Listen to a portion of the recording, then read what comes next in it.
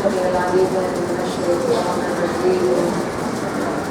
بسم الله الرحمن الرحيم. يا عباد من لا عباد له ويا ظهر من لا ظهر له يا سند من لا سند له يا كريم العفو يا حسن التجاوز يا عون الضعفاء ويا كنز الفقراء يا عظيم الرجاء يا منقذ الغرقاء يا منجي الحلقاء يا محسن يا مجبن يا منعم يا محسن أنت الذي سجد لك سماء الليل ونور النهار وضوء القمر وشعاع الشمس وخفيف الشجر ودبي الماء يا الله يا الله يا الله برحمتك یا ارحم الراحمین یا حبیب من لا حبیب له، اے اس کے دوست جس کا کوئی دوست نہیں، یا انیس من لا انیس له، اے اس کے ہمدرد جس کا کوئی ہمدرد نہیں، یا شفیق من لا شفیق له، اے اس پہ شفقت کرنے والے جس پر شفقت کرنے والا کوئی نہیں، یا طبیب من لا طبیب له، اے اس کے طبیب اس کے ڈاکٹر جس کے لیے کوئی طبیب نہیں ہے، یا راحم من لا راحم له، اے اس پر رحم کرنے والے جس پر کوئی رحم کرنے والا نہیں، ارحم یا رحمان الدنیا والآخرة ورحیمهما والسلام.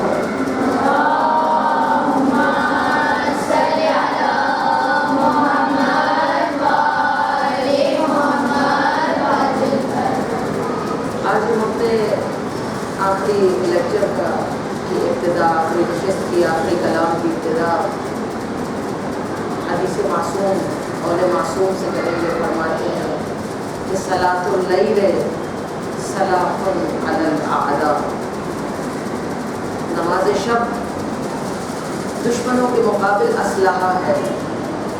صلاۃ اللیل راحت الابدان، نماز شب جسموں کی تندرستی، راحت اور مسرت ہے. ہم اپنے نفس کی سیر کرتے ہوئے سیر و سلوک کے راستے طے کرتے کرتے اپنے نفس سے خدا تک پہنچے، خدا سے دوبارہ اپنے نفس کی طرف متوجہ ہوئے. ہم نے سوچا کہ ہم اپنے نفس کے لیے کس کس غذا کا اہتمام کریں کہ ہم وہ طاقتور مومن بن سکیں جن کی نگاہیں مرد مومن سے بدل جاتی ہیں تقدیریں. ہم اس مقام پر آ جائیں جہاں فرشتوں سے بہتر ہے انسان بننا، مگر اس میں لگتی ہے محنت زیادہ. تو فرشتوں سے برتر مقام کے لیے، بندگی کے اس عظیم مقام تک پہنچنے کے لیے ہم نے جو جو چیزیں ڈسکس کی، آپ کے سامنے پیش کی کہ جس سے آپ کے نفس طاقتور ہوتا ہے، اس کو غذا ملتی ہے. اس میں ذکر خدا میں ہم نے بہت سی چیزیں ڈسکس کی. اس کے بعد پھر ہم واجبات تک آئے. واجبات بھی اپنی اپنی طاقتوں کے ساتھ موجود ہے. نماز کے بارے میں ہم نے پوری گفتگو کی.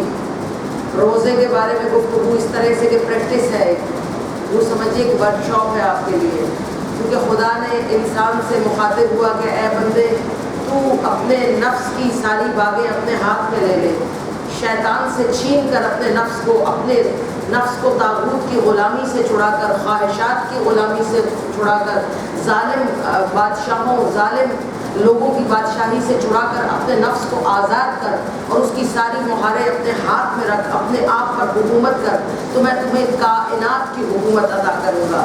پوری کائنات تمہارے حکم کے مطابق مسخر ہو جائے گی. میں مسخر کر دوں گا، پوری کائنات کو تیری شہنشاہی میں دے دوں گا. تو یہاں پر اب ہم نے یہ دیکھنا ہے کہ کس طرح یہ مشکل کام ہے کہ آپ اپنے نفس پر پورا قابو، کنٹرول حاصل کر لیں. تو اس کے لیے خدا نے پھر آپ پر رحم کیا، آپ پر کرم فرمایا. ایک مہینہ ایسا قرار دیا کہ جس میں آپ کو یہ پریکٹس ریہرسل کروائی کہ کس طرح آپ اپنے جسم کی ساری خواہشات نفس کو اپنے ہاتھوں میں لے سکتے ہیں.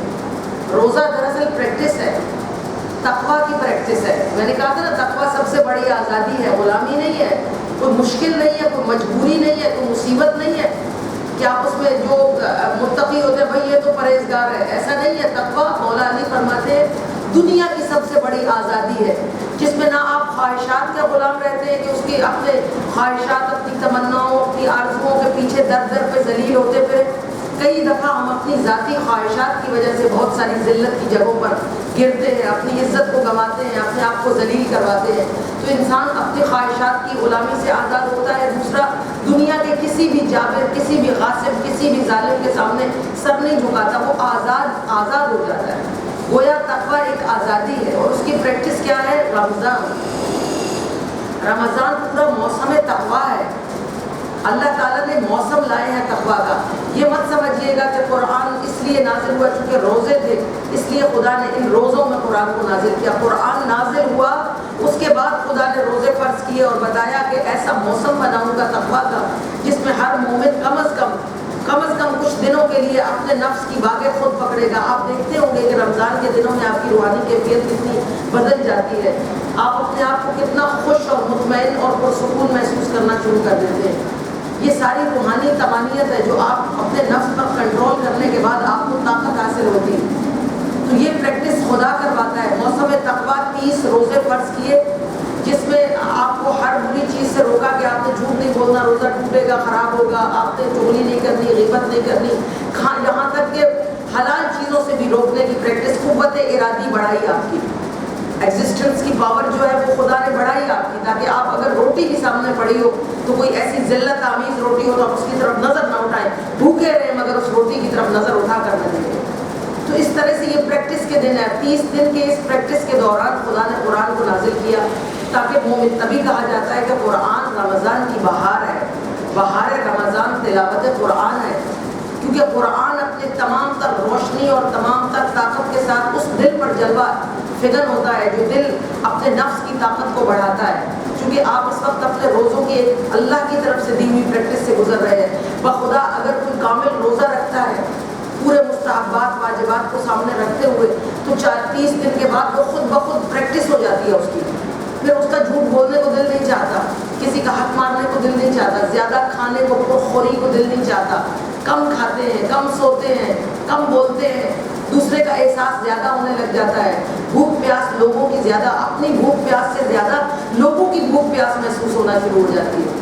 تو یہ اللہ تعالیٰ کا کرم ہے، وہ اپنے بندے کو بار بار اپنی طرف آزمائشیں دے کر متوجہ کرتا ہے کہ میری طرف متوجہ ہو، تم کن آسائشات میں گم ہو چکے ہو، تم کس غفلت میں جا چکے ہو۔ آزمائشوں کے ذریعے اپنی طرف متوجہ کرتا ہے، چونکاتا ہے مومن کو، اور تقویٰ کی مہاریں آپ کے ہاتھ میں آپ کے جسم کی قوت ارادی کو بڑھانے کے لیے ہر سال ایک پورا مہینہ رمضان کا آپ کے اوپر نازل کرتا ہے تاکہ آپ اپنے آپ کو پکڑنے کی، اپنے آپ کو سنبھالنے کی، اپنے آپ کو طاقتور بنانے کی ٹریننگ حاصل کریں۔ اس کے درمیان میں قرآن کو اتارا ہے، اور قرآن کے بارے میں جب اتارا تو انا انزلناہ فی لیلۃ القدر وما ادراک ما لیلۃ القدر، تم کیا جانو کہ لیلۃ القدر کیا ہے؟ یعنی تم نہیں جان سکتے کہ لیلۃ القدر کی ویلیو کیا ہے، تم جان ہی نہیں سکتے۔ بالکل ایسے ہی مستحب اعمال میں نماز شب کے بارے میں اس کی کوئی جزا مقرر نہیں کی گئی، یعنی ہمارے ذہنوں اور ہماری فکروں سے بالا ہے اس کا مقام۔ نماز شب پڑھنے والوں کا جو اللہ کی طرف سے انعام ہے وہ ہم سوچ بھی نہیں سکتے، وہ اس قدر انعامات ہے کہ خدا نے اس کا اجر مقرر نہیں فرمایا۔ قرآن میں ہے کہ اے مسلمانوں سے خدا مخاطب ہے کہ تم رات کے پچھلے حصے میں اٹھ کر نافلہ ادا کیا کرو، شاید کہ خدا تمہیں مقام محمود پر پہنچا دے۔ مقام محمود صرف محمد صلی اللہ علیہ وآلہ وسلم کے لیے مخصوص ہے۔ آپ اکثر اپنی تلبیت پر نماز کے بعد کہتے کہ اے خدا انہیں مقام محمود پر پہنچا دے۔ آپ محمد صلی اللہ علیہ وآلہ وسلم کے لیے دعا کرتے ہیں، چاہے جائے کہ خود خدا آپ کو مقام محمود پر پہنچا دے، اس سے بڑا اور کیا اجر ہوگا۔ مقام محمود کے بارے میں آپ سوچ نہیں سکتے کہ اللہ کے ہاں وہ محمود مقام۔ محمود کیا ہے؟ محمود جس کی حمد کی جائے، خدا خود محمود ہے، وہ آپ کو مقام محمود پر لانا چاہتا ہے۔ اور آپ میں سے جو لوگ گزر گئے جنہوں نے نماز شب پڑھی وہ مقام محمود پر کیسے ہے؟ ہم جو کہتے ہیں السلام علیکہ کیا ہے، اشہد ان لا الہ الا اللہ وحدہ لا شریک لہ واشہد ان محمدا عبدہ ورسولہ واشہد ان السلام علیکہ ایھا النبی ورحمۃ اللہ وبرکاتہ السلام علینا وعلی عباد اللہ الصالحین۔ آپ جب سلام کرتے ہیں صالحین کو تو اس میں وہ لوگ بھی شامل ہیں جو مقام محمود پر پہنچے ہوئے ہیں، جن کی آپ حمد کر رہے ہیں، جن کو آپ سلام کر رہے ہیں۔ کتنا بڑا مقام ہے نماز شب کا۔ تو روزوں کو اس طرح سے نہ رکھیے کہ جس طرح ایک مہینہ آپ نے گزارنا ہے بڑی مشکل سے گزارا اور اس کو ختم کیا، بلکہ اس میں اپنے ٹریننگ کے دن جیسے آپ کوئی بہت بڑا یعنی کوئی علمی مقالہ لکھ لیتے تو ایک ورک شاپ ہوتی ہوتی ہے جس میں آپ کو پریکٹیکلی کچھ بتایا جاتا ہے. تو پریکٹیکلی خدا کی یہ ورکشاپ ہے ہر سال کی کہ اگر ایک سال نہیں سیکھا تو اگلے سال سیکھنے کی اگر قوت ہے تو اگلے سال کچھ سیکھ لو. اور 30 اور 40 کا ہنسا کوئی عام ہنسا نہیں ہے. 30 مرتبہ جو چیز ایک تکرار کر لی جائے وہ آپ کی عادت میں شمار ہو جاتی ہے. 30 دفعہ دن میں اگر آپ جھوٹ بول لیں تو اگلے دن آپ بغیر سوچے سمجھے جھوٹ بولنا شروع کر دیں گے. یہ ایک پریکٹس ہے. ہم اس کو صحیح پریکٹس کرتے نہیں ہیں روزوں کو، وگرنہ 30 دن کے بعد کا مسلمان 30 دن کے روزوں والا ہی مسلمان رہے. کئی مومنین کو اتنا لطف آتا ہے روزوں میں کہ وہ اکثر روزوں سے رہتے ہیں کیونکہ روزے کا لطف محسوس ہو گیا ہے، انہیں وہ طاقت محسوس ہو گئی ہے. ہم جیسے نہیں کہ روزہ افطار کر کے اس کی کمزوری کو ناپتے ہیں کہ کتنی کمزوری ہوئی، کتنے چکر آئے، کتنی دفعہ ہماری طبیعت خراب ہوئی. یہ جسمانی کمزوری ہے. پہلے شیطان آپ کو چکر دلواتا ہے. مگر میں نے ایک کتاب میں پڑھا تھا کہ امام زمانہ کے زمانے میں مومنین کے نفس اتنے طاقتور ہو جائیں گے کہ انہیں ظاہری غذا کی ضرورت نہیں رہے گی. وہ بسم اللہ اور صلوات سے اپنا پیٹ بھرا کریں گے. اور یہ حیرانی کی کوئی بات نہیں. ابھی پچھلے دنوں ایک خدام تھے امام حسین علیہ السلام کے روزے کے، وہ یہاں تشریف لائے کراچی میں. تو ان کی جو خاص کزن تھی انہوں نے ہمیں بتایا کہ ان کا چھوٹا بچہ تھا، وہ سارا دن کھاتا نہیں تھا. جب اس سے پوچھتے تھے کہ آؤ کھانا کھا لو، کہا میں نے صلوات پڑھ لی ہے، اب مجھے بھوک نہیں ہے. اور موٹا تازہ خوبصورت بچہ جس کے گال اتنے حسین تھے کہ یوں لگتا تھا کہ سیب کی طرح اس کی چہرہ ہے. اور اس کی غذا روحانی غذا اسے مل رہی تھی، اس کے نفس کو غذا مل رہی تھی. نفس نے اس کے بدن کو تر و تازہ رکھا ہوا تھا. تو ایک مقام ایسا بھی مومنین پر آئے گا جب ان کے نفس اتنے مضبوط اور طاقتور ہو جائیں گے کہ انہیں ظاہری غذاؤں کی ضرورت نہیں رہے گی، وہ ان غذاؤں کے محتاج نہیں رہیں گے. تو کوشش کیجیے کہ اپنے روزوں کو اس طرح کی پریکٹس کیجیے، اپنے قرآن کو اپنے دل پر اتاریے، کیونکہ ان دنوں میں قرآن صحیح طور پر آپ کی غذا بنے گا. آپ کے نفس کی بہترین غذا بنے گا قرآن. آپ کو سمجھ میں آئے گا، آپ اس کے اندر اتریں گے، آپ کو اس کی روحانیت محسوس ہوگی، آپ اس کی طاقتور محبت میں گرفتار ہو جائیں گے. پھر اس کے بعد بھی شاید ہی محبت چلتی رہے، پورا سال چلتی رہے. ذرا کمزور ہوئی تو پھر رمضان کے روزے پھر دوبارہ وہ پریکٹس آپ کی دوبارہ سے شروع ہو جائے گی. رمضان سے ہو کر ہم نماز شب کی طرف گئے. آج ہم نے چونکہ مستحبات کی طرف آئے تھے. مستحبات یوں سمجھیے ہماری ایک شرعی اصطلاح ہے، اور ہمیں فقہ کے علوم سے چونکہ شغف ہے تو ہم یوں سمجھتے ہیں کہ فقہ جو ہے وہ بس اصطلاحات میں بنتا ہے، بس ہم نے اس کو فالو کرنا ہے اور بس.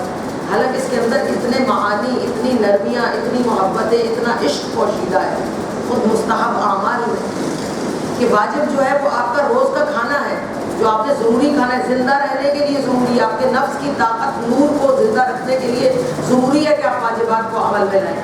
مگر مستحبات کیا ہیں؟ محبت کا تحفہ، محبت کا گفٹ.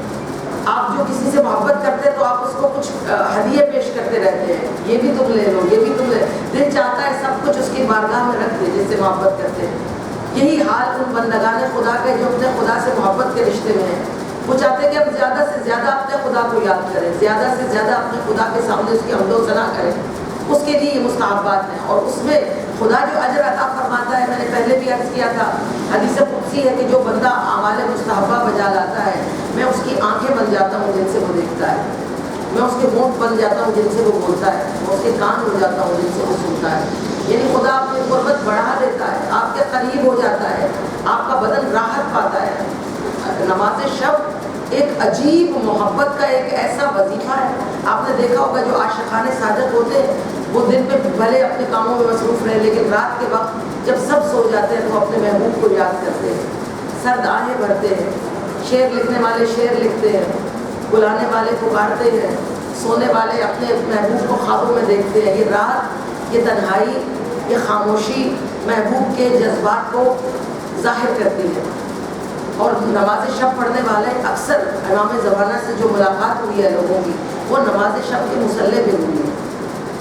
پہلے خوشبو محسوس ہوتی رہی کسی مومن کو، ایک اچھی سی خوشبو رات کے وقت ثنا کرتے کرتے آپ کے ناک سے ٹکرائی اور آپ نے سوچا کہ کیسی اچھی خوشبو آج تک نہیں سنی. یہ پہلی ملاقات تھی آپ کی مولا سے، نور خدا سے، حجت الہی سے. اس کے بعد آپ پڑھتے پڑھتے ایک دم آپ کو اونگ آئی، ثنا کرتے کرتے آپ کو خواب میں اپنے مولا سے ملاقات ہوئی.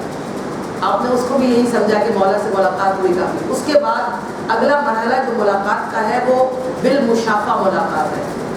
یعنی پھر آپ کا نفس آہستہ آہستہ اتنی ترقی کر جاتا ہے کہ مولا بنفس نفیس آپ سے ملاقات کو یا تشریف لاتے ہیں یا آپ کو طلب فرماتے ہیں. تو یہ ایک عجیب نسخہ ہے. امام زمانہ کی جو خاص لوگ ہیں ان کی جو نشانیاں بتائی گئی ہیں خود مولا نے بتائی ہیں. فرمایا ہے ایک وہ نماز شب پڑھتے ہوں گے, ایک وہ زیارت عاشورہ کو بکثرت تلاوت کیا کرتے ہوں گے. زیارت عاشورہ کیا ہے؟ آپ نے اس کو صرف ایک وظیفہ سمجھا, حالانکہ زیارت عاشورہ اپنے محبوب کے دشمنوں سے براعت کا اظہار ہے. آپ ہمیشہ اس دوست سے محبت کرتے ہیں جو آپ کے دشمنوں کو دشمن رکھے اور آپ کے دوستوں کو دوست رکھے. آپ کا دوست اگر آپ کے کسی دشمن کے ساتھ راہ و رسم بڑھانا شروع کر دے تو فوراً خطرے کی گھنٹیاں بجنا شروع ہو جاتی ہیں. آپ اس کے ساتھ ترک تعلق یا اپنے جتنے تعلقات اس کو کم کرنے پر آ جاتے ہیں کہ یہ میرے دشمنوں سے دوستی رکھتا ہے, وہ وعدہ کسی دن یہ خود میرا دشمن نہ ہو جائے. تو سب سے پہلے محبت کا جو سب سے پہلا راز ہے کہ اپنے دوست کی اپنے پیارے کے پیاروں سے پیار کرنا اور اپنے پیارے کے دشمنوں سے دشمنی کرنا. زیارت عاشورہ میں آپ یہی اظہار کرتے ہیں کہ مولا آپ کے دشمنوں سے اظہار براعت کر رہے ہیں. ہم ان میں سے نہیں ہیں جنہوں نے حسین کو قتل کیا, نہ آئندہ کسی ایسے ظلم میں شریک ہو سکتے ہیں, اور ہم ان پر براعت کر کے ہم ان میں سے ہیں کہ جو قیامت انشاءاللہ امام حسین علیہ السلام کے ان لوگوں میں سے ہیں. خدا ہمیں ان لوگوں میں قرار دے جو امام کا خون کا بدلہ لینے کے لیے جو امام آ رہا ہے ہم اس کے ساتھ کھڑے ہو کر حسین کے خون کا بدلہ لیں. اب یہ ایک عجیب وعدہ ہے خدا کے ساتھ. اس وعدے میں خدا جو صادق الوعد ہے اس پر واجب ہو چکا ہے کہ وہ آپ کو امام زمانہ کے ناصرین میں شمار فرمائے, کیونکہ آپ زیارت عاشورہ میں ہم وقت یہی وعدہ کرتے ہیں کہ ہمیں ان کے ساتھ ان امام کے ساتھ رکھنا جو حسین کے خون کا بدلہ لینے کے لیے آنے والے ہیں. چونکہ آپ اب لشکر حسینی میں شامل ہو چکے ہیں زیارت عاشورہ کی تلاوت سے, اس لیے امام زمانہ آپ کو اپنے سپاہیوں میں شمار کرتے ہیں. اس لیے مولا فرماتے ہیں کہ میرے ناصرین میں وہ لوگ شامل ہوں گے جو زیارت عاشورہ کا ویٹ کرتے ہوں گے. اس میں آپ کہتے ہیں اللہم محیای محیا محمد و آل محمد و مماتی ممات محمد و آل محمد. ہم زندہ رہے تو آل محمد کے ساتھ, مرے بھی تو آل محمد کے ساتھ ہوں. یہ وعدہ بھی آپ کو امام زمانہ کے ساتھ زندہ کرے گا کہ جب مولا زندہ ہوں گے تو آپ کبھی نہیں مر سکتے. جنہوں نے اللہ سے بار بار یہ خواہش کی کہ ہم اس دن زندہ ہوں جس دن حسین کے قتل کا بدلہ لیا جائے. آل ابا سفیان, آل زیاد, اس وقت آپ دیکھ رہے ہوں کہ آل زیاد کو, آل مروان کو کس طرح سے, یہی وہ دشمن ہیں جن سے مقابلہ کرنے کے لیے امام آنے والے ہیں. یہی حسینیت کے دشمن ہیں, یہی انسانیت اور بندگی کے دشمن ہیں, انسانوں کے دشمن ہیں. امریکہ انسانوں کا دوست ہے کیا؟ کتنے لوگوں کو وہ قتل کروا چکا ہے. افغانستان کو لے کارپیٹ جیسے کہتے ہیں نا کارپیٹ بامبنگ وہ کی گئی, مسلسل بام برسائے گئے, کوئی ایک انسان زندہ نہیں بچا. اتنی قتل و غارت کرنے والا. اب پیچھے جائیں تو پچھلی نسلیں پوری اپاہج ہیں. ہیروشیما اور ناگاساکی یہ سارے انسانیت کے دشمن ہیں جن کے خلاف امام زمانہ نے آنے. یہ اعلیٰ ابا سفیان کہتے ہیں نا اللہم لن اول ظالم ظلم قتل محمد و آل محمد والا آل ابا سفیان و آل زیاد و آل مروان الہی. یہ آل مروان ہے, یہ آل زیاد ہے جو اس وقت سب کے سامنے موجود ہیں. تو نماز شب, زیارت عاشورہ, یہ چیزیں اول وقت نماز, یہ کچھ شرائط ہے جو امام کے ساتھ رہنے کے لیے ضروری ہے. اس کو یہ نہ سمجھیے کوئی فقہی شرائط ہے. اول وقت جیسے میں نے پہلے کہا کہ جو پہلے وقت میں خدا کو لبیک کہے گا اسی کو خدا توفیق دے گا کہ وہ امام زمانہ کے پہلے وقت میں امداد کرے. تو گویا امام کا سپاہی کون ہوا جس نے اول وقت میں نماز پڑھی؟ امام کا سپاہی کون ہوا جس نے زیارت عاشورہ؟ آپ پریشان نہ ہو, مردوں میں عورتیں بھی شامل ہیں, بہت ساری سردار عورتیں شامل ہوں گی جو 313 سرداران دنیا ہوں گے مولا کے, ان میں بھی عورتیں شامل ہیں. اور ان میں ایک خاص تعداد ہے عورتوں کی جن کو پیچھے سے واپس بلایا جائے گا. ان میں کچھ خواتین کا چھٹے مولا نے تذکرہ کیا. انہوں نے فرمایا ام ایمن کو بلایا جائے گا, زبیدہ کو بلایا جائے گا. زبیدہ آپ جانتے ہیں ہارون رشید کی بیوی تھی, ظالم حکمران جس نے امام موسیٰ کاظم کو شہید کیا, مگر وہ خود عورت مومنہ تھی. بہلول کو جس نے اپنا لاکٹ دے کر خریدی تھی جنت, آپ جانتے ہوں گے, اس کا گھر حفاظ قرآن خواتین سے بھرا ہوا تھا. اس نے کعبہ کے گرد, اس وقت پیاس تھی, کعبہ کے گرد ایسی نہر کھدوائی تھی جس سے پانی حاجیوں تک پہنچتا تھا. بے شمار اس کے کام ہے مومنین کے لیے, بہت خدمات ہے. اس کو دوبارہ زندہ کیا جائے گا. اس کے بعد ایک اور خاتون ہے, مختلف ایک خاتون ہے جو یوں سمجھیے کہ فرعون کی بیٹی کی بیوٹیشین تھی، آرائش گر تھی، اور وہ ہاتھ سے اس کے اس زمانے میں چونکہ حضرت موسیٰ تعلیم دے رہے تھے، دین اسلام کی طرف بلا رہے تھے، تو وہ حضرت موسیٰ پر ایمان لے آئی تھی. ہاتھ سے کنگا گرا جس کو آپ برش کہتے ہیں، ہاتھ سے گرا، زمین پہ گرا، اس نے اٹھایا، بسم اللہ. فرعون کی بیٹی نے پوچھا کہ یہ تم نے جو کنگے کو اٹھایا ہے میرے باپ کے نام سے اٹھایا نا؟ اس نے کہا نہیں، میں نے اس کے نام سے اٹھایا جس نے تیرے باپ کو خلق کیا ہے، جس نے تیرے باپ کو پیدا کیا. اس نے اپنے باپ کو بلوایا، باپ نے لمبی کہانی ہے، باپ نے اس کے لیے آگ جلوائی فرعون نے، اور کہا کہ اگر تو نہیں مانے گی کہ میں خدا ہوں تو میں تیرے بچوں کو اس آگ میں پھینکوں گا. 6 بچے اس کے آگ میں جل گئے، خود بھی جل گئی، مگر اس نے ایک مقام ایسا آیا، چھوٹا سا بچہ سینے سے لگائے ہوئے تھی، جب فرعون نے اس کے سینے سے بچہ کھینچا تو اس وقت اس نے سوچا کہ یہ بچے تو میرے ساتھ شعوری طور پر میرا ساتھ دے رہے ہیں، جانتے ہیں ہم ایک خدا کو ماننے والے، ہم موسیٰ پر ایمان لا چکے ہیں، ہم فرعون کو اپنا خدا نہیں مان سکتے. انہوں نے شعور کے ساتھ شہادت پیش کی، لیکن اس بچے کا کوئی قصور نہیں ہے، یہ بالکل معصوم ہے، اس کو میں کیسے اپنے نظریے پر قربان کر دوں. کیا عظمت تھی اس عورت کی، اس جاہل معاشرے میں ایسی عورت. تو اس نے ایک لمحے کے لیے سوچا کہ میں اس بچے کے لیے کہہ دیتی ہوں کہ فرعون خدا ہے، تقیہ کر لیتی ہوں تاکہ اس بچے کی جان بچے. اس 6 ماہ کے بچے نے بول کر اپنی ماں سے کہا کہ ماں تم جو کام انجام دے رہی ہو اپنے خدا کی وحدانیت کو منواؤ، میں تمہارے ساتھ ہوں. تب اس ماں نے اپنے بچے کو فرعون کے حوالے کیا، پھر اس عورت کو جلا دیا گیا. معراج میں جب رسول اللہ زمین کی سیر فرما رہے تھے تو ایک مقام پر انتہائی تیز خوشبو آئی.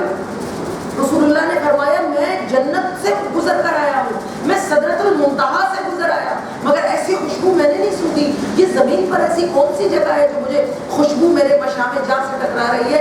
ایسی خوشبو میں نے زندگی میں کبھی محسوس نہیں کی. تو حضرت جبرائیل نے پوری کہانی سنائی اور کہا وہ خاتون اس کی جو راکھ تھی جسم کے بچوں اور اس خاتون کی یہاں پھینکی گئی تھی، خدا نے اس ٹکڑے کو ایسی خوشبو عطا کی کہ قیامت تک یہاں سے خوشبو آتی رہے. اس خاتون کو مولا دوبارہ زندہ کریں گے. اسی طرح 6 خواتین ہیں جن کا تذکرہ ہے. ایک ام خالد ہے جنہوں نے ایک بہت بڑی انقلابی تحریک میں امام حسین علیہ السلام کے بعد ان کے احتجاج کے سلسلے میں ایک تحریک میں حصہ لیا اور ان کے بازوؤں کو کاٹا گیا. اس کے بعد رسول کی اپنی حضرت ام ایمن جنہوں نے جناب سیدہ کے فدق کی گواہی دی.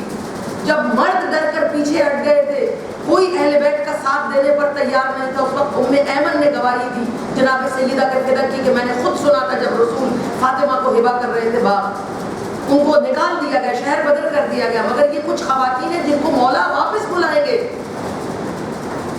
اور آپ کو بھی بلایا جا سکتا ہے. جو کوئی بڑا کام کرے گا، یہاں پر مصیبتیں ہیں اس وقت پوری. آپ ہسٹری اگر ہیومن ہسٹری دیکھیں تو جتنے لوگوں نے حق کا ساتھ دیا ان پر مشکلیں آئی، مصیبتیں آئی، قتل کر دیے گئے، بے گھر ہو گئے، جلا وطن ہو گئے. تو کیا یہی اللہ کے ساتھ رہنے کا، اس طاقتور ترین خدا کے ساتھ دینے کا یہ ثمر ہے؟ نہیں. خدا نے ایک پورا نظام مقرر کیا ہے. امام زمانہ کی آمد کے بعد وہ تمام لوگ جنہوں نے آدم سے لے کر آج تک جس آدمی نے اپنے خدا کے راستے کے لیے جو بھی قربانی دی ہوگی اس کو واپس بلائیں گے مولا. یہ رجت کا جو فلسفہ ہے، دوبارہ زندہ کرنے کا فلسفہ، خدا نے اس لیے کہ اسی دنیا میں آ کر دیکھو کہ تم نے میرے لیے کام کیا، میں تمہیں کیسے انعامات دیتا ہوں. انعامات عطا ہوں گے سب کو جنہوں نے مشکلیں اٹھائیں. آپ نے اگر اللہ کے لیے کوئی مشکل اٹھائی، کوئی کام کیا، کوئی مصیبت صحیح، جیسے ہماری خواہر جو کام کر رہی ہے وہ بتا رہی تھی کہ میری کل طبیعت خراب ہو گئی، مجھے ٹیکے لگے، مجھے انجیکشن لگائے گئے، مشکل میں تھی، پریشان. یہ مشکل نہیں تھی. ایسی مشکلیں سہنے والے جنہوں نے اللہ کے کام کے لیے مشکلیں سہی، مولا انہیں لا کر انعامات عطا فرمائیں گے. جنہوں نے بہت بڑے کام کیے، جیسے آیت اللہ تقی بہجت چلے گئے، جیسے آیت اللہ خمینی چلے گئے، پورا ایک ملک پر جھنڈا توحید کا لہرایا. ایسے لوگ سرداران ہوں گے پوری دنیا کے. امریکہ کے شاید صدر ہوں آیت اللہ خمینی، امام زمانہ ان کو وہاں کا صدر بنا دیں. ہم جیسے لوگ جنہوں نے کم کام کیا ان کو انعامات ملیں گے مختلف جگہوں پر. ہم دنیا میں سب کچھ دیکھیں گے جو کچھ ہم نے کیا اللہ کے لیے، اللہ اس کا اجر ہمیں اس دنیا میں عطا کرے گا امام زمانہ کی صورت میں. اس لیے ہر مذہب میں، آپ عیسائیوں سے پوچھیے، آپ یہودیوں سے پوچھیے، آپ ہندوؤں سے پوچھیے، ہر کسی کی مذہبی کتاب میں امام زمانہ کا تذکرہ موجود ہے. کہیں پر لکھا ہوا ہے دست راستین آئے گا قیامت کے دن، قیامت سے قریب جب دنیا بالکل ظلم و جور سے بھر جائے گی تو ایک دست راستین آئے گا. انجیل میں لکھا ہوا ہے کہ عیسیٰ نے اپنے حواریوں سے کہا کہ عنقریب ایک فرزند آدم دنیا میں کائنات میں جلوہ پذیر ہونے والا ہے. اسی طرح ہر مذہب کی کتاب میں کسی منصور اعظم، کہیں پر ناصر اعظم، کہیں پر امیر اعظم، کہیں پر دست راستین، ہر جگہ پر کسی کے آنے کا تذکرہ، کیونکہ مذہب فطرت کی بنیاد پر ہوتے ہیں. پہلے صحیح تھے، پھر ان میں باقاعدہ تحریفات کی گئی. تو یہ چیز جو ہے یہ ہر مذہب میں موجود ہے. اللہ بتاتا رہا کہ میں وہ زمانہ ضرور لاؤں گا جب تم سب کو تمہارے کیے کا انعام دنیا میں ملے گا.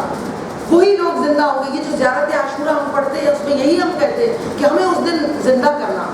تو خواتین جب وہ زندہ ہوں گی تو آپ جیسی خواتین بھی، عورتیں جنہوں نے بہت زیادہ خدمات پیش کی ہوں گی، وہ یہ نہ سمجھے کہ یہ خدمات ایسے ہی جا رہے ہیں. اس لیے اللہ نے صبر کرنے کا حکم دیا. ابھی صبر کرو، انشاءاللہ میں اسی دنیا میں تمہیں جزا اس دنیا میں بھی دکھاؤں گا.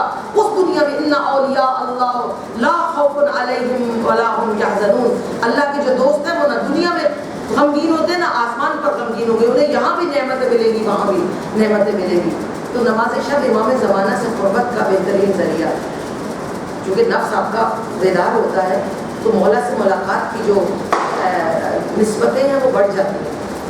اب نماز شب رات کی آدھی رات کے وقت اٹھنا، کئی بچے مجھ سے یہی سوال کرتے ہیں اور خواتین بھی کہ کیا ہم جاگتے رہیں؟ ہم جاگ نہیں سکتے. تو ہم جاگتے رہیں، رات کو پڑھ کے سوئیں. اصل میں آپ کے جسم کی تربیت بھی ہے. خدا جو عبادتیں، جو مستحبات یا واجبات ہیں، ان میں آپ کے اپنے جسم کی پریکٹس بھی شامل ہے. جوان کی سب سے بڑی طاقت کیا ہے؟ قوت ارادی. اس کا ارادہ مضبوط ہو. ہمارے ارادے کیوں مضبوط نہیں ہے؟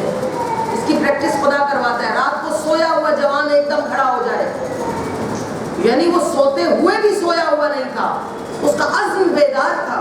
اسے معلوم تھا کہ اسے کسی وقت اٹھنا ہے. اس کا پورا جسم عالم بیداری میں تھا، عالم انقلاب میں تھا. اسے معلوم تھا کہ اسے کس وقت اٹھنا ہے اور کس وقت بیٹھنا ہے. یہ ایک عجیب پریکٹس ہے. جو لوگ رات کو اٹھتے ہیں نماز شب کے لیے، دو قسمیں ہیں لوگوں کی. ایک وہ جو سوچتے ہی نہیں کہ ہم نے نماز شب پڑھنی بھی ہے یا نہیں، وہ غفلت کی نیند سوئے رہے. کچھ لوگ وہ ہیں جو سوچتے ہیں کہ ہم اٹھیں گے مگر اٹھ نہیں پاتے.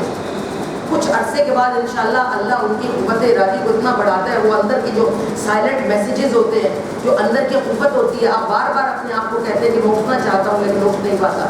کچھ عرصے کے بعد آپ اٹھنا شروع ہو جاتے ہیں. اس کے لیے ایک آیہ مبارکہ بھی ہے. اگر آپ اس کو پڑھیں تو بہت جلدی آپ کی طاقت اور عزم اتنا راسخ ہو جاتا ہے، جس میں آپ اتنے طاقتور ہو جاتے ہیں، آپ کی قوت ارادی اتنی مضبوط ہو جاتی ہے کہ آپ رات کے تیسرے پیر خود بخود کھڑے ہو جاتے ہیں. وہ آیت آپ میں سے کسی کو ذہن میں ہے؟ آیہ مبارکہ ہے قل انما انا بشر مثلکم یوحی الی انما الہکم الہ واحد فمن یرجو لقاء ربہ. جو چاہتا ہے کہ اپنے رب سے ملاقات کرے، فمن یرجو لقاء ربہ فلیعمل عملا صالحا ولا یشرک بعبادت ربہ احدا. تو اسے چاہیے کہ وہ نیک کام کرے اور اپنے خدا کے ساتھ کسی کو شریک نہ ٹھہرائے. اگر تم چاہتے ہو کہ تم مجھ سے ملاقات کرو. یہ نماز شب میں اٹھنے کے لیے بہترین آیت مبارکہ ہے، جس کو اگر آپ پڑھتے ہیں تو آپ کو اٹھنے کی توفیق عطا ہو جاتی ہے. پھر اللہ ایک ملک کریم کو منتخب فرماتا ہے جو آپ کو کندھے سے ہلا کر رات کے تیسرے پیر اٹھاتا ہے. تو سب سے پہلے تو آپ کا جسم طاقتور ہو جاتا ہے، آپ کے ارادے مضبوط ہو جاتے ہیں، آپ آہنی چٹان ہو جاتے ہیں، آپ کا دل لوہے کی طرح مضبوط ہو جاتا ہے جب آپ رات کے تیسرے پہر بغیر کسی کوشن کے، بغیر کسی الارم کے خود بخود کھڑے ہو جاتے ہیں. سب سے پہلی یہ منزل ہے آپ کی پرسنالٹی، ظاہری پرسنالٹی کی طاقت کی. پھر آپ کہیں پر بھی کمپلیکس میں نہیں جاتے، کہیں احساس کمتری کا شکار نہیں ہوتے، کہیں آپ کے اعتماد کو ٹھیس نہیں لگتی، ہر جگہ پہ سینہ تان کر سامنے آتے ہیں. تو پتہ چلتا ہے نماز شب کا نمازی ہے، اس کو اپنے اتنا کنٹرول حاصل ہو چکا ہے اپنے جذبات پر، اپنی سوچوں پر، اپنے خیالات پر، کہ اب یہ کسی سے نہیں ڈرتا، اب یہ طاقتور ہو چکا ہے. دوسرا نماز شب پڑھنے والے، آپ کو اس کا فارمیٹ تو معلوم ہوگا. 11 رکعت نماز ہے جس میں 8 رکعت ہے، 2 رکعت نماز اور 2 رکعت نماز شفا جس میں آپ کا قنوت نہیں ہے، اور 1 رکعت نماز وتر. یہ اہم مخ ہے اس کا نماز شب کا. یعنی آپ پہلے واجبات جس طرح مطلب 2 رکعت نماز جس طرح ابتدائیہ ہوتا ہے ملاقات کا، یہ جو 1 رکعت نماز ہے اس کے اندر پورا مغز ہے نماز شب کا. اس میں آپ کھڑے ہو کر اگر 3 مرتبہ سورہ قل هو اللہ احد، 3 مرتبہ سورہ ناس، 3 مرتبہ سورہ فلق پڑھیں تو آپ کی جتنی آفات اور بلیات ہیں وہ آپ سے دور ہو جائیں گی اور آپ کو خدا کے صالح بندوں میں شمار ہوگی. اس کے بعد جو قنوت ہے وتر کا، اس میں آپ سب کچھ کہہ سکتے ہیں اپنے خدا کو، جو دعا کرنا چاہتے ہیں وہ دعائیں کریں، جو یاد ہے وہ کریں، جو اپنی زبان میں باتیں کرنا ہے وہ ساری باتیں اپنے خدا سے کریں۔ ایسے لگے گا جیسے آپ مخاطب کر رہے ہیں اپنی زبان میں اردو میں اپنے اللہ کو ساری باتیں، پورے دن کی حال سنائیں، پورا کیتھارسس کریں، اپنے دوست کو اپنے ایک مشکل، اپنی پریشانی، اپنی خوشی شیئر کریں، اور کل کے لیے اس کے ساتھ اور مزید باتیں کریں، کچھ وعدے لیں کل کے لیے، کچھ خوشخبریاں سمیٹیں اس کے لیے۔ اس کے بعد یہ ہے کہ اپنے مرحوموں کو بھی نہ بلائیں جو مر چکے ہیں، ان کو بھی یاد کر لیجیے، ان کو بھی کچھ کے نام لے کر، یہ پورا ایک فارمیٹ ہے، آپ ان کے نام لے کر ان کی مغفرت طلب کیجیے، اپنے گناہوں کی معافی کر کے۔ یہ قنوت بڑا اہم ہے، یہ مانگ ہے بندے کی اس دوست کی جو آدھی رات کے وقت جب سب سو رہے ہوں۔ خدا قرآن میں بار بار نماز شب والوں کی اس طرح اس کی ثنا کرتا ہے، ان کی تعریف کرتا ہے کہ یہ وہ لوگ ہیں جو آدھی رات کے وقت جب سب لوگ اپنی نیند کے مزے اٹھا رہے ہیں، یہ میرے لیے جاگ رہے ہیں، اس لیے اس کا ثواب بہت زیادہ ہے۔ اب اس کے ثمرات کیا ہیں؟ آدھی رات کے وقت اٹھ کر خدا کی حمد بجا لانا، اس سے باتیں کرنا، امام زمانہ کو اس سے مانگنا، اور امام کئی دفعہ وہ اسی وقت عطا کر دیتا ہے، امام سے ملاقات نصیب ہو جاتی ہے۔ تو اس کے اور اثرات کیا ہے؟ انسان سے خوشبو آنا شروع ہو جاتی ہے، بدن خوشبودار ہوتا ہے۔ ہم نے سنا ہے کہ جب کسی سینٹ کی دکان پر جائیں، خوشبو کی دکان پر، تو ہم چیک کرتے ہیں، خوشبو سونگتے ہیں، لگاتے ہیں۔ جو بھی خوشبو کی دکان سے نکل کر آتا ہے نا، تو فوراً ہم پہچان لیتے ہیں کہ کیا تم خوشبو والی دکان پہ گئی تھی آج؟ شاپنگ میں کوئی سینٹ خریدا ہے کیونکہ لگتا ہے کیونکہ تم سے خوشبو آ رہی ہے۔ یہی حال بندے کا ہے، بندہ جب رات کو اپنے رب کی خوشبو بھری محفل میں بیٹھتا ہے، صرف اس کے ساتھ اکیلا ہم کلام ہوتا ہے، تو صبح جب وہ اٹھتا ہے تو وہ خوشبو اس کے ساتھ ہوتی ہے جو بتاتی ہے کہ رات یہ کہاں پر تھا۔ شرابی رات گزار کر جب گھر آتا ہے تو بیوی بتاتی ہے کہ شرابی ہے، اس سے شراب کی بو آ رہی ہے، معلوم ہوا کہ رات کو شراب خانے پر تھا۔ نماز شب کے نمازی قریب سے گزرا، ایک عجیب سی بھینی سے خوشبو محسوس ہوئی، سمجھ میں آ گیا کہ رات کو یہ کہاں پر تھا، کس خوشبودار محفل میں شریک تھا، کس خوشبودار نور سے مخاطب تھا۔ اس کے بعد دوسرا یہ اثر ہے کہ چہرہ نورانی خوبصورت ہو جاتا ہے، کشش آمیز ہو جاتا ہے۔ یہ نہ سمجھے کہ آپ نماز شب شروع کریں گے تو آپ کے چہرے کی جو خد و خال وہ بدلنا شروع ہو جائے گی، ایسا نہیں ہوگا۔ خدا اپنے نور کی کشش ڈال دے گا آپ کے جسموں میں۔ اولیاء سے لوگ کیوں محبت کرتے ہیں؟ آیت اللہ خامنائی 92 سال کے ہو چکے ہیں، جوانوں سے زیادہ ان سے پیار کیوں کرتے ہیں، ان پر کیوں جان مارتے ہیں؟ امام حسین علیہ السلام رسول خدا کے اندر وہ کون سی کشش ہے کہ پوری دنیا ان کے جاذبے میں مجذوب ہو چکی ہے۔ ابو علی سینا بہت بڑے عالم، آپ جانتے ہوں گے، پڑھتے ہوں گے، بہت بڑے عالم تھے، اپنے آپ کو بہت بڑا علم کی شخصیت سمجھتے تھے۔ ایک ان کا شاگرد تھا، اس نے ابو علی سینا کو کہا کہ ابو علی سینا آپ اتنا علم ہے آپ کے پاس، اگر آپ اب نبوت یا امامت کا دعویٰ کرتے تو لوگ آپ کو نبی مان لیں گے۔ ابو علی سینا مسکرا کر ٹال گئے۔ دوسری مرتبہ پھر شاگرد نے کہا، ابو علی سینا پھر مسکرا کر ٹال گئی۔ جب تیسری مرتبہ کہا تو دسمبر کی راتیں تھیں، شدید سردی کی راتیں تھیں۔ آدھی رات کے وقت ابو علی سینا نے بڑی مشکل سے کمبل سے اپنا چہرہ نکالا، اتنی سردی تھی کہ باہر نکلنا دشوار تھا۔ اپنے اسی شاگرد کو پکارا اور کہا کہ اے فلاں، ذرا میرے لیے بہمن یار، ان کے طالب علم کا نام تھا، کہ بہمن ذرا میرے لیے پانی تو لے آؤ، پانی پینا چاہتا ہوں۔ اب وہ شاگرد اس بات پر تیار نہیں ہے کہ وہ بستر سے نکلے، اتنی شدید سردی ہے، تو اس نے فوراً بہانے گھڑنا شروع کر دیے۔ حکیم بھی تھے، جانتے تھے، طب کو بھی جانتے تھے، تو فوراً کہا کہ ابو علی سینا آپ جانتے ہیں کہ کس گرم بستر میں آپ جس گرمی میں موجود ہے، اگر میں باہر سے ٹھنڈا پانی آپ کے لیے لاؤں گا تو آپ کے جسم کے لیے کتنا نقصان دہ ہوگا، بہتر ہے کہ آپ سوئے رہیں، صبح اٹھ کر ہم پانی پیئیں گے۔ اتنی ہی دیر میں دور کہیں کسی مسجد کے منارے سے آواز آئی، اشہد ان محمد رسول اللہ، اشہد ان علی ولی اللہ۔ اس وقت اٹھ کر بیٹھ گئے بہمن یار کے سامنے ابو علی سینا، اور انہوں نے کہا دیکھ، پوری زندگی تجھے پڑھایا مگر تیرا مجھ سے کتنا تعلق بنا کہ تو بستر سے نکلنے کے لیے تیار نہیں ہے ایک گلاس پانی کے لیے، اور اس کی محبت کو دیکھ جو خدا نے لوگوں کے دلوں میں بٹھائی ہے۔ کتنے 600 سال یا 500 سال گزر گئے ہیں انہیں اس دنیا سے گئے ہوئے. کون سی طاقت ہے محبت کی جو اس مؤذن کو اتنی شدید سردی میں اپنے بستر سے نکال کر شدید سردی میں اس منارے کی اس آخری سیڑھی پر کھڑا کر کے ان کی محبت کے سخن تلاوت کروا رہی ہے. یہ کشش ہے جو خدا نے ان کے جسموں میں رکھی ہے. ان کے نور نورانی ہے جن کی وجہ سے لوگ ان کے عاشقتا اور ان کے پیچھے ان کے مجذوب بن چکے ہیں. تو یہی معاملہ نماز شب پڑھنے کے ساتھ والے کے ساتھ ہو جاتا ہے کہ خدا اس کو اپنا محبوب بنا لیتا ہے. اس کے اندر کچھ ایسی کشش ڈال دیتا ہے کہ لوگ اس کے پیچھے چلتے ہیں, لوگ اس سے محبت کرتے ہیں, لوگ اس سے بات کرنا چاہتے ہیں, لوگ اس سے خوشبو سونگتے ہیں اور اس سے محبت کرتے ہیں. کبھی قرآن میں سیماہم فی وجوہہم من اثر السجود, تم سجدوں کے اثر ان کے چہروں پر پاؤ گے. ہمارے بہت سارے سجدہ دینے والوں نے اس کو یہ بنا دیا کہ محراب جس کے ماتھے پر ہے بس یہ آیت اسی کے لیے اتری ہے. بھائی نہیں, ایسے ہی کوئی زمین پر کوئی معذور اپنا ماتھا رکھے تو یہ نشان آ سکتا ہے. یہ نشان نہیں ہے. خدا فرماتا ہے میں ان کے چہرے بتائیں گے کہ ہم سجدہ کرتے ہیں. سیماہم فی وجوہہم من اثر السجود, اثر ہے ان کے چہروں پر, تم سجدوں کے آثار دیکھو گے. وہ آثار یہ ہوں گے کہ آپ کا چہرہ ایسا ہوگا کہ لوگ اس کی طرف متوجہ ہوں گے. بعض دفعہ ہم کہتے ہیں کہ یہ اس لڑکی اتنی خوبصورت نہیں ہے, لڑکیاں اس کی طرف زیادہ مائل ہوتی ہیں. اس کے اندر کوئی ایسی ادا ہے جو خدا کو بھاتی ہے, جس کی وجہ سے اس کے اندر کشش پیدا ہو چکی ہے, اللہ کے نور کی کشش. اسی طرح کہا جاتا ہے کہ جو نماز شب پڑھتا ہے وہ کبھی مقروض نہیں ہوتا. کیوں؟ ان کے فلسفوں کو جانیے. رات کو جس نے اپنے خدا سے سرگوشیاں کی محبت کی, خدا اسے کیا دن میں اپنے دوست کو ذلیل ہوتے ہوئے دیکھ سکتا ہے؟ خدا نہیں دیکھ سکتا. قرض بہت بڑی ذلت ہے, مصیبت ہے انسان کے لیے.